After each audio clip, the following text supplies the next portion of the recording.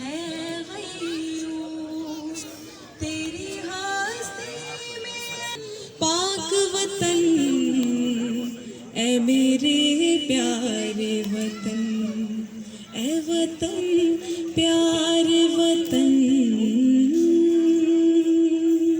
Thank you so much.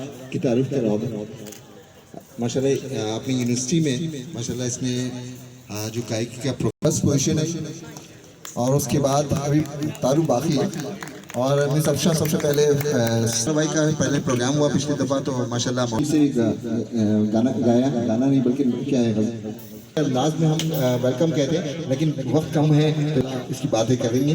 जी राजा सफीर साहब मौजूद हैं हमारे दरमियान तो मैं चाहूंगा उनको ज़हमत दूंगा कि स्टेज पर आइए।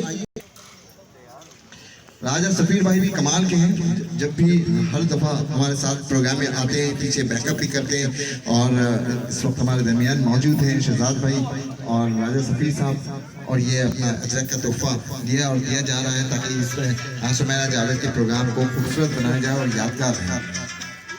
एक 2 minute thank you very much. इन्होंने खामोशी में गुफ्तगू कर ली, मतलब ये नहीं चाहा कि वक्त का जाहिर हो बल्कि ये इन्होंने कहा कि खामोशी में अपनी